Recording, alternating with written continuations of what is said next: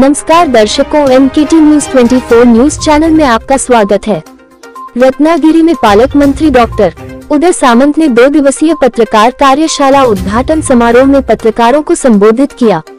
माहिती व जनसंपर्क महासंचालय मंत्रालय, मुंबई कोंकण विभाग माहिती कार्यालय रत्नागिरी में 31 मई और 1 जून 2025 को पत्रकार कार्यशाला उद्घाटन समारोह उद्योग मराठी भाषा पालक मंत्री डॉक्टर उदय सामंत द्वारा दीप प्रज्वल किया गया और पत्रकारिता जगत में एक नाम जाहिर होता है, जो कि ज्येष्ठ पत्रकार बालशास्त्री जंबेलकर को पुष्प अर्पित करते हुए आगे की जानकारी पत्रकारों को दिया। आइए आगे की खास खबर देखते पालक मंत्री डॉक्टर उदय सामंत की जुबानी। आज हा कार्यक्रम म्हणजे ज्याचे आयोजन माहिती आणि जनसंपर्क महासंचालनालय आणि माननीय पालकमंत्री यांच्या नेतृत्वात आम्ही आज करतो आहोत।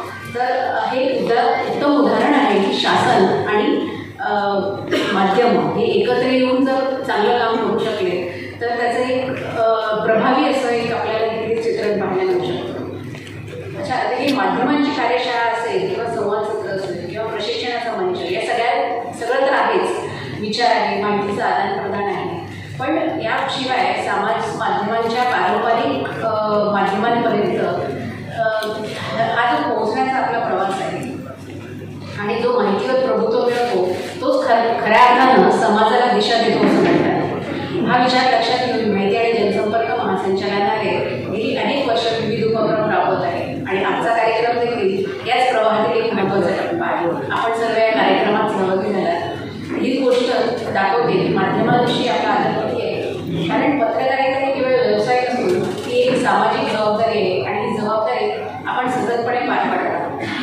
चला तर मग या कार्यक्रमाला सुरुवात करूया। पण या कार्यक्रमासाठी आयोजनासाठी आमचे जिल्हा माहिती अधिकारी रत्नागिरी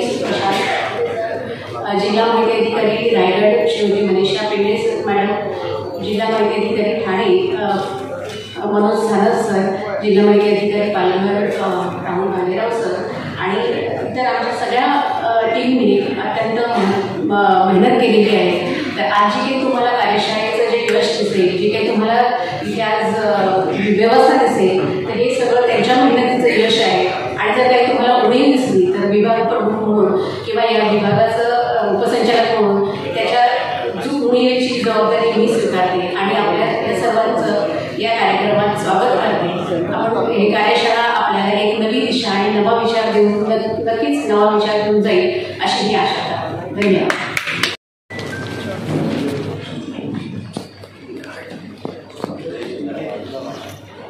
कोकण विभागाच्या पत्रकार मार्गदर्शन कार्यशाळेसाठी या व्यासपीठावर उपस्थित असलेले आदरणीय विजय सिंहजी, आदरणीय इमरान बाबूजी, आदरणीय मनोजजी, आदरणीय अर्चनाजी शंभरकर, आमचे बंड्याशेठ साली, प्रमोदजी डोईकोडे, उदयजी जाधव, अण्णासाहेब मोगजे, आमचे DIO Satpute, Raigad DIO Pingale, Thane DIO Sanap आणि उपस्थित सर्व कोकणात आलेले पत्रकार बंधू, मागच्या वर्षी असा एक छोटासा प्रयत्न विजय सिंग साहेबांनी केला होता, कारण मी सिंधुदुर्ग जिल्ह्याचा पालकमंत्री होतो, नंतर रत्नागिरी जिल्ह्याचा देखील पालकमंत्री होतो आणि रायगड जिल्ह्याचा देखील पालकमंत्री होतो।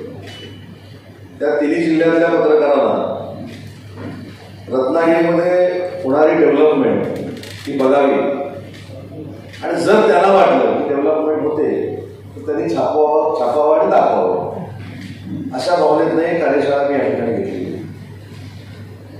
आणि परवा मुंबईला असताना माझे सगळे मित्र पत्रकार सहकारी आहेत, त्यांच्याशी बोलताना माझ्या मनामध्ये असं आलं की मुंबई, ठाणा, पालघर, रायगड, रत्नागिरी आणि सिंधुदुर्ग अशा सगळ्यांची इलेक्ट्रॉनिक मीडिया असेल, प्रिंट मीडिया असेल, या सगळ्यांना जर रत्नागिरीसारख्या ठिकाणी येता आलं तर मागच्या वर्षीपासून या वर्षापर्यंत रत्नागिरीमध्ये काही बदल झाला आहे का याचं देखील मार्गदर्शन मला व्हावं, यासाठी या खरं तर कार्यशाळेचा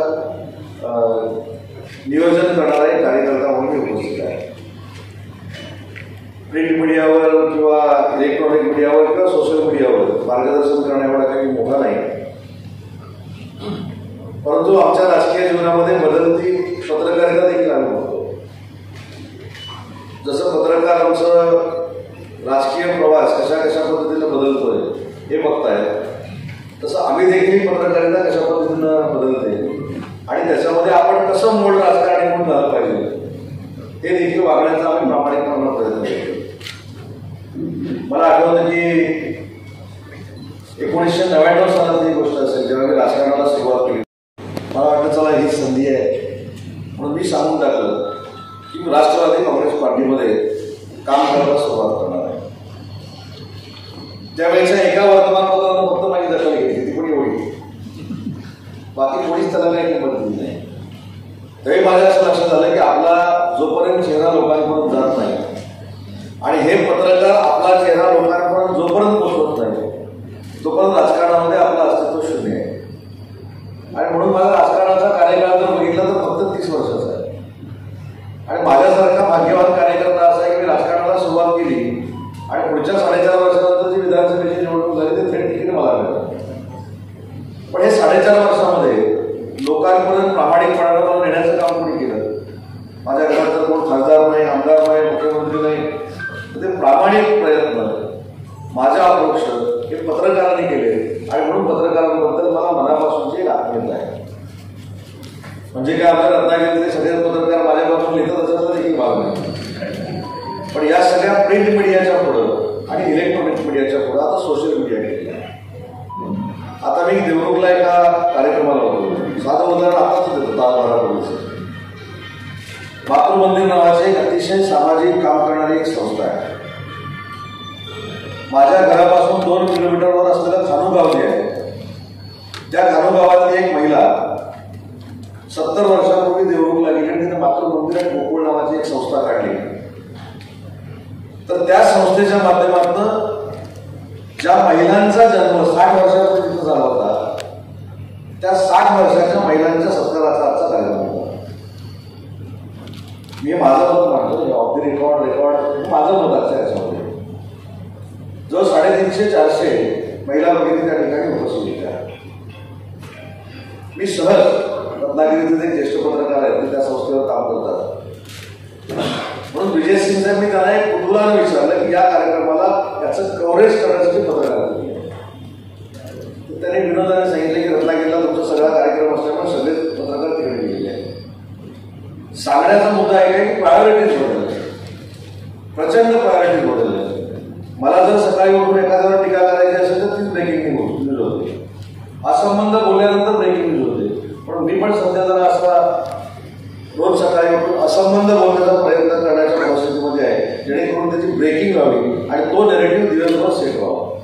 तर अशा पद्धतीची पत्रकारिता आम्ही बघत असताना माझ्या कोकणातल्या पत्रकारांना बाळशास्त्री जांभेकरांचा वारसा आहे. मी सुदैवी आहे की मी लोकमान्य टिळकांच्या जन्मभूमीचा आमदार आहे आणि मी सुदैवी आहे की मी बाळशास्त्री जांभेकरांच्या जिल्ह्याचा पालकमंत्री होतो आणि माझी जन्मभूमी सिंधुदुर्ग आहे. त्याच्यामुळे या परिसरातनं खऱ्या अर्थानं पत्रकारिता वाढली. हिंदीचे पत्रकारितेचे जनक देखील आमच्याकडचे आहेत. त्याच्यामुळं पत्रकारिता खऱ्या अर्थानं जी जन्माला घातली कोकणाला घातली आणि त्या कोकणामध्ये अशा पद्धतीचे कार्यक्रम व्हावे ही प्रामाणिकपणाची माझी इच्छा असते. आणि म्हणून विजय सिंग साहेब आज आपण मुंबई, ठाणा, पालघर, रायगड, रत्नागिरी आणि सिंधुदुर्ग या कोकणाचा कार्यशाळेचा कार्यक्रम घेतला आहे. पण मी तुम्हाला शब्द देतो की पुढच्या वर्षी मला महाराष्ट्रातल्या पत्रकारांची कार्यशाळा रत्नागिरीमध्ये घ्यायची. याचा अर्थ मला महाराष्ट्राचा नेता बनायचं नाही, पहिली गोष्ट. मला फक्त ज्या भागातनं ज्या ठिकाणहून खऱ्या अर्थानं पत्रकारितेचा जन्म झाला ते ठिकाण नक्की कशा पद्धतीनं आम्ही चांगलं बनवतोय हे महाराष्ट्रातल्या सगळ्या पत्रकारांना कळलं पाहिजे. आणि तुमच्या माध्यमातून ही प्रसिद्धी होऊन परदेशातले पर्यटक देखील आमच्या कोकणामध्ये आले पाहिजे. आणि आम्हाला कोकणाचा कॅलिफोर्निया करायचा नाही तर कॅलिफोर्नियापेक्षा उजवं आमचं कोकण आहे हा प्रामाणिकपणानं दाखवण्याचा माझा हेतू आहे. ह्याच्याबद्दल दुसरा बाकी काही भाग नाही. उदय जाधव इथे बसले. उदय जाधवांची आणि माझी ओळख कशी झाली हे पण इथे मी सांगतो. मी टीव्ही बघत होतो 2014 मध्ये आणि एक बातमी आली, उदय सामंत राष्ट्रवादी काँग्रेस पार्टी सोडणार आणि त्याच्या बाजूला उदय जाधव माईक करणार. उदय जाधव ओळखत पण नव्हतं, त्यांना विचारा. ही बातमी बघितल्यानंतर मी ह्यांना फोन नंबर काढून शोधून काढला. मग हे तुम्हाला कोणी सांगितलं? पण हे त्यावेळी मी धाडस केलं की माझ्या मनात हे तुम्हाला कसं कळलं? हे धाडस काय मी त्यावेळी केलं नाही. पण त्याच्यानंतर तासाभरात मला तत्कालीन नेत्यांचा फोन आला आणि टीव्हीवर काय चालू आहे म्हणून तुम्ही अजिबात चिंता करू नका. मी परत उदय राहणार फोन केला, माझ्यावर उपकार करा आणि पहिलं लिहा मरेपर्यंत मी ह्याच पक्षात आहे. अशी परत स्थिती सुरू झाली की उदय साहेब मरेपर्यंत ह्याच पक्षात जाणार आणि 8 दिवसात मी पक्ष बदलतो. म्हणजे शोधपत्रिकारिता काय असते हे मी अनुभवलेलं आहे. आजपर्यंत उदय जाधव या व्यक्तीनं मी राष्ट्रवादी काँग्रेस पार्टी सोडणार आहे हे त्यांना पूर्ण कळलं की आजपर्यंत त्यांनी मला सांगितलं नाही. मी कधी कधी आठवतो मी नक्की बोललो कोणाबरोबर. मी मनातल्या मनात जर बोलतोय तर मनाने ह्यांना सांगितलं की काय उदय सामंत आता राष्ट्रवादी काँग्रेस पार्टीमध्ये चालणार. पण हा सूत्र हा जो काय प्रकार आलेला आहे हा 2014ला कमी प्रमाणामध्ये होता. पण आज सकाळपासून सगळी सूत्र सुरू होतं. उदय सामंत नेहरूला का गेले? कदाचित तिकडे कुठेतरी प्रवेश करून घ्यायचा आहे. ऑपरेशन टायगर सुरू आहे. सूत्र उदय सामंत लातूर मंदिरच्या कार्यक्रमाला गेले ते कोणाला माहीत नसतं. आणि पत्रकारितेकडे बघताना मी तर अतिशय सकारात्मक दृष्टी होतो. रत्नागिरीचे अण्णा बोगजे आम्ही प्रातिनिधिक म्हणून इथं बसवले. पण संचालक साहेबांना देखील मला विनंती करायची. माझ्या रत्नागिरीच्या पत्रकारांनी एका जरी सांगितलं की माझ्यावर टीका झाल्यानंतर मी त्याला जाब विचारला. मी माझ्या 25 वर्षाच्या राजकारणामध्ये केलं नाही. पण हे सांगण्याचा मात्र प्रयत्न केला आहे की जेव्हा अशी कुठेतरी बातमी येते काही समोर आम्हाला देखील जागायचा खरं काय असेल ते. एकदा ठाण्याला एका असं पत्रकारांचा कार्यक्रम होता. एक ज्येष्ठ पत्रकार जोरदार टाळणी आपण या स्वागताला आणखी पुन्हा आणखी छान स्वागत करूया.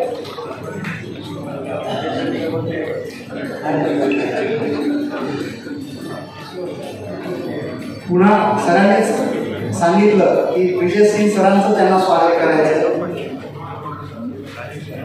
ब्रिजेश सिंग सरांबद्दल आपण सगळे जाणून आहात की राज्य शासनातल्या आताच्या सायबर सिक्युरिटीचं एक्सपर्ट म्हणून ओळखले जाणारं मोठं नाव. नॅशनल इंटरनॅशनल लेवलला खूप मोठं काम आहे त्यांचं आणि आज त्यांचं मार्गदर्शन आपल्याला लाभतंय. या आजच्या क्षणी रत्नागिरी जिल्ह्याने तयार केलेलं आणि विशेष म्हणजे हे डॉक्टर उदय सामंत सरांच्या कल्पनेतलं कॉफी टेबल बुक.